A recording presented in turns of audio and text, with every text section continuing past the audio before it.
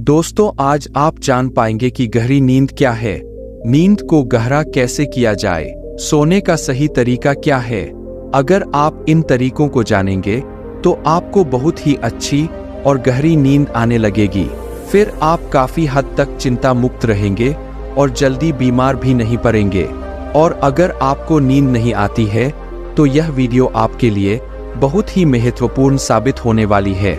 और वीडियो के अंत में आपको एक अच्छी और गहरी नींद के लिए छोटे छोटे उपाय बताए जाएंगे। तो आइए एक कहानी के माध्यम से शुरू करते हैं। दोस्तों, एक बार की बात है, एक अमीर सेठ एक बौद्ध भिक्षु के पास जाता है और वह उन बौद्ध भिक्षु से कहता है, हे महात्मा, मैं अपनी नींद से बहुत ही परेशान हूँ।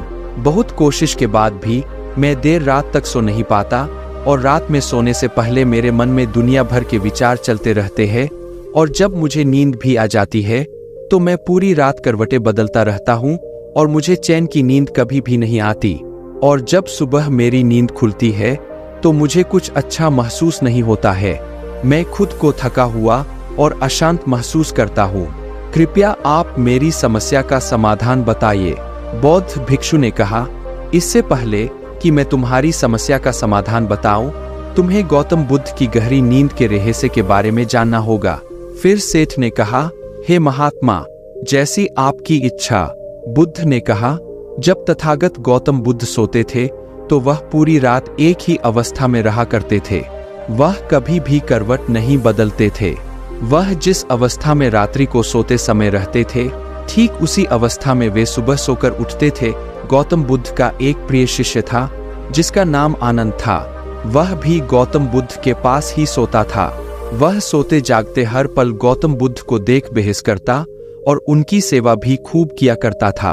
आनंद को यह बात बहुत परेशान करती थी कि आखिर गौतम बुद्ध पूरी रात कैसे एक ही अवस्था में गुजार देते हैं। पूरी रात वह करवट भी नहीं बदलते हैं, जबकि हम सब तो कई बार रात में करवट भी बदलते रहते हैं। जब कभी रात में आनंद की आंखें खुलती तो हमेशा गौतम बुद्ध को एक ही अवस्था में सोते पाता था।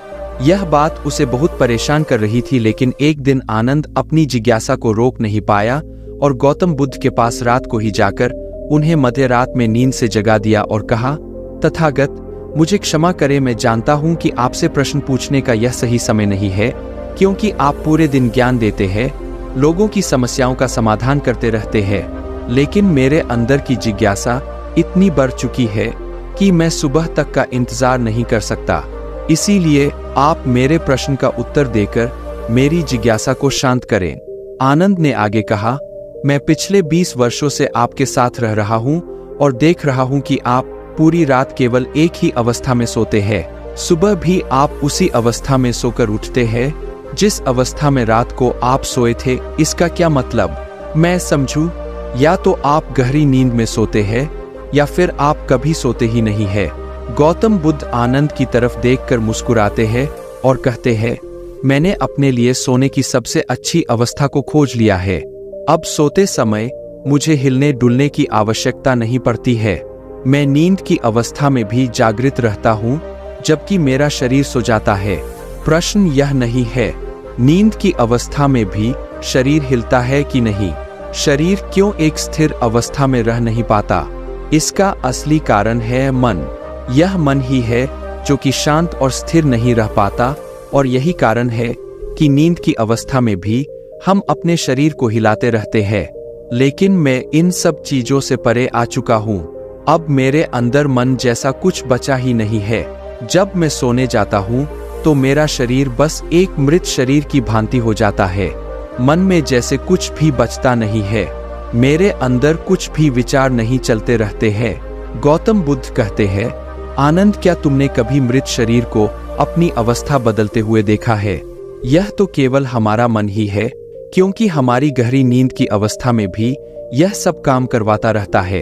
एक बार मन स्थिर हो जाए, मन हमारा शांत हो जाए, तब तुम्हारा शरीर एक गहरी नींद की अवस्था में चला जाएगा। कहानी खत्म करने के बाद बौद्ध भिक्षु ने उस सेठ से कहा, एक जागृत इंसान नहीं केवल अपने शरीर को पूरी जागरूकता के साथ देखेगा, बल्कि वह अपने मन को भी जागरूकता के साथ देखता रहता है।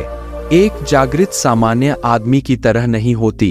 जब एक सामान्य आदमी सोता है तो वह अचेतन हो जाता है, लेकिन जब एक बुद्ध व्यक्ति सोता है तो वह जागरूकता के साथ सोता है। जैसे सुबह आंखें खुली होती है, वैसे ही व्यक्ति की नींद में भी होती है। इसलिए ऐसा कहा जाता है कि वह व्यक्ति कभी सोते ही नहीं है।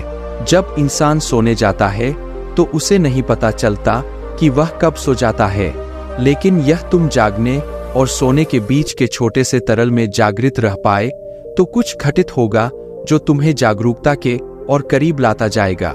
यह सोचकर सेठ ने कहा कि महात्मा जी, आपकी बातें मुझे कुछ समझ में नहीं आ रही है। कृपया कर आप मुझे आसान शब्दों में समझें ताकि मुझे गहरी नींद का रहस्य पता चल जाए और मैं आसानी से हर रात को एक गहरी नींद ले सकूं और चिंता मुक्त होकर समझ सकूं। इस बात पर वे बौद्ध भिक्षु कहते हैं, देर रात तक जागने और आसानी से गहरी नींद न आने के 5 प्रमुख कारण है।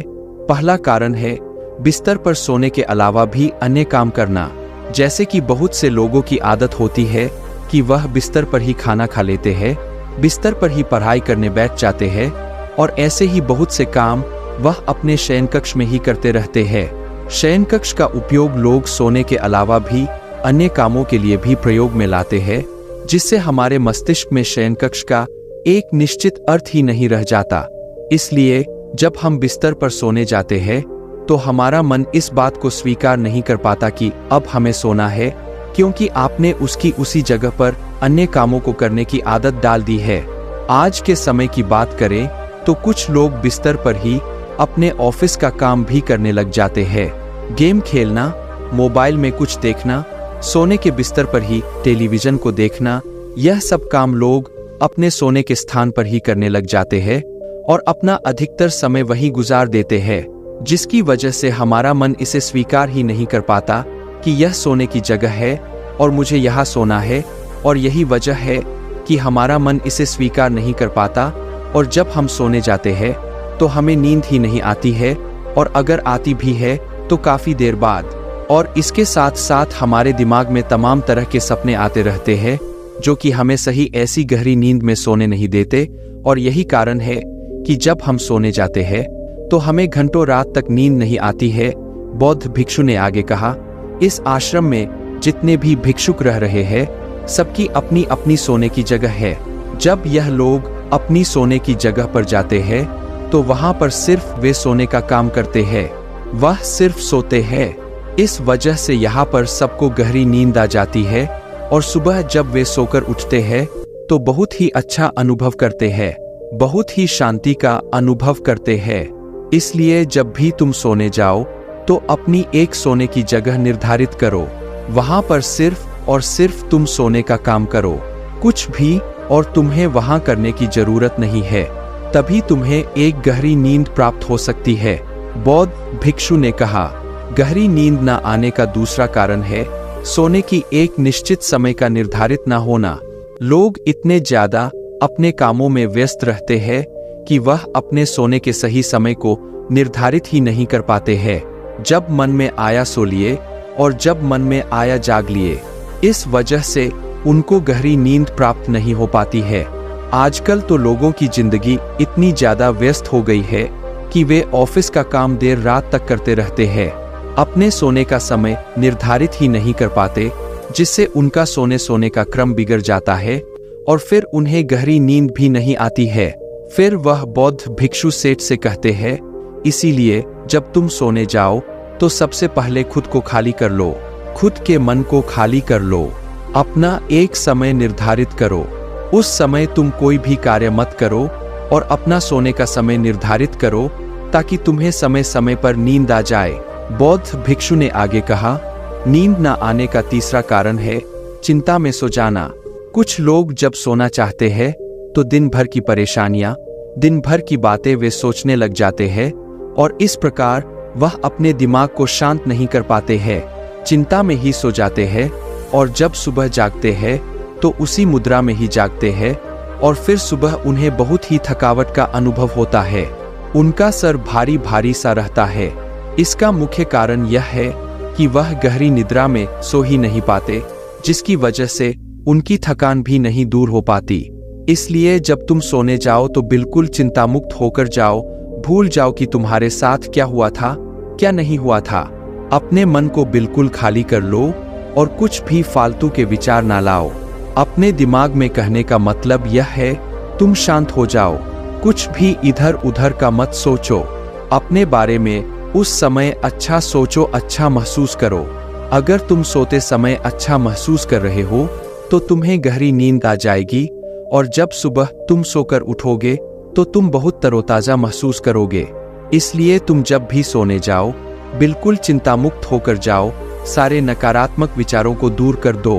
तुम नकारात्मक बातों के बारे में सोचो ही ना, सिर्फ अपने बारे में अच्छा सोचो, अपने परिवार के बारे में अच्छा सोचो। अगर तुम ऐसा कर पाते हो तो तुम्हें एक गहरी नींद आ जाएगी। बौद्ध भिक्षु उस सेठ से आगे कहते हैं कि गहरी नींद ना आने का तीसरा कारण है भारी भोजन कर लेना। कुछ लोग रात को बहुत सारा खाना खा लेते हैं जिसकी वजह से उन्हें अच्छी नींद नहीं आती। लोग समझते हैं कि शाम को भारी खाना खाना चाहिए, पर बिल्कुल ऐसा नहीं है।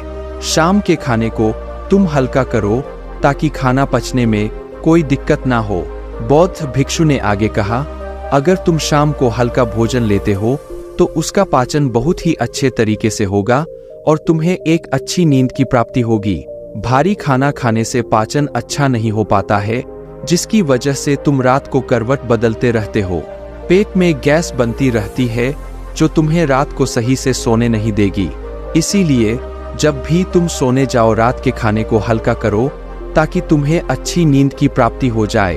बौद्ध भिक्षु सेठ से कहते हैं कि नींद ना आने का चौथा कारण है बहुत ज्यादा नकारात्मक बातें विचार करना। दोस्तों, जिंदगी मिली है तो दुखों का आना तो तय है। बौद्ध भिक्षु सेठ से कहते हैं, आज दुख तुम्हारी जिंदगी में है तो कल किसी और की जिंदगी में होगा। यह सुख और दुख तो जिंदगी में आते जाते रहते हैं, इससे तुम्हें लड़ना है और उसे हराना भी है। इसलिए दुख और सुख को तुम स्वीकार करो और नकारात्मक विचारों से दूर रहो। नकारात्मक विचारों के साथ साथ नकारात्मक लोगों से भी दूर रहो, क्योंकि नकारात्मक लोग तुम्हें कभी शांति से नहीं रहने देंगे। वह तुम्हें हमेशा परेशान करते रहेंगे। इसलिए ज्यादा बेहतर होगा कि तुम उन लोगों से दूर रहो। दिखावे के लिए खुद को मत बदलो। अक्सर लोग दिखावे के लिए ही पूरे दिन परेशान रहते हैं। दिखावे से कुछ नहीं होने वाला है, वह सिर्फ और सिर्फ आपको अशांति ही देगा। इसलिए जो है आपके पास उसी में खुश रहो और इस प्रकृति को धन्यवाद दो कि जो भी तुम्हारे पास है वह काफी है और उसी में आनंद प्राप्त करने की कोशिश करो, वरना यह छोटी सी जिंदगी है, इन्हीं सब में कब बीत जाएगी यह तुम्हें पता भी नहीं चल पाएगा। सुख और शांति की खोज में भटकते भटकते तुम्हारा पूरा जीवन निकल जाएगा। इसलिए जो कुछ भी है तुम उसी में खुश रहने की कोशिश करो, उसी में आनंद प्राप्त करने की कोशिश करो। असली सुख और शांति मन को शांत करने में ही है। जितना भी आपके पास है उसी का आनंद उठाओ, तब तुम अपनी जिंदगी को बहुत ही बेहतर तरीके से जी सकोगे और तुम्हारा मन शांति की खोज में कहीं भटकेगा नहीं। अगर तुम्हारे पास बहुत पैसा भी है तब भी तुम्हें चैन की नींद नहीं मिल पाएगी, जब तक कि तुम्हारे पास जितना है उसमें तुम सुख का अनुभव नहीं कर पाते हो। इसलिए पैसा कमाना भी जरूरी है ताकि तुम्हारी जरूरत की चीज पूरी हो सके। लेकिन अगर तुम जरूरत से ज्यादा पाने की कोशिश करोगे तो इस कोशिश में पूरी जिंदगी निकल जाएगी, लेकिन कभी भी तुम्हें शांति नहीं मिल पाएगी। नींद न आने का पांचवा कारण है चारों तरफ का अशांत माहौल। बुद्ध ने तो सेठ से कहा, जहां पर तुम सोने जाते हो चारों तरफ का माहौल शांत रखो। इसके लिए तुम अपने कमरे में एक दीपक जला सकते हो। दीपक के जलने से तुम्हें एक शांत माहौल मिलेगा।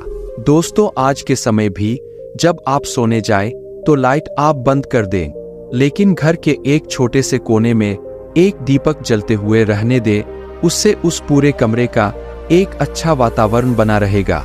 जब भी आप सोने जाए तो टेप, रेडियो, टेलीविजन यह सब की आवाज बंद कर दे ताकि सोने में कोई असुविधा ना हो। बौद्ध भिक्षु सेठ को यह सारी बातें बताकर शांत हो गए। सेठ को भी बौद्ध भिक्षु से जो कुछ खास सीखने को मिला था, आज तक उसने कहीं भी यह सब नहीं सीखा था। आज तक उसने कभी भी ऐसे सुख का अनुभव नहीं किया था। उसे बहुत ही शांति की अनुभूति भी हो रही थी। वह उन बौद्ध महात्मा को दंडवत प्रणाम करता है और वहां से चला जाता है और घर आकर वह अपने घर वालों को भी यह सारी बातें बताता है। वह उन बौद्ध भिक्षु के द्वारा बताई गई बातों का पालन करने लग जाता है, जिससे उसे एक गहरी नींद की प्राप्ति होती है। अब वह प्रतिदिन पहले से बहुत ज्यादा सुख और शांति का अनुभव कर रहा था और उसे गहरी नींद भी आने लगी थी। तो दोस्तों, उम्मीद है इस वीडियो से आपको काफी कुछ सीखने को मिला होगा, और अगर कुछ सीखने को मिला हो तो हमारे इस वीडियो को लाइक, शेयर और मेरे चैनल को सब्सक्राइब जरूर कर लीजिएगा और साथ ही कमेंट में नमो बुद्धाय जरूर लिखिएगा। धन्यवाद।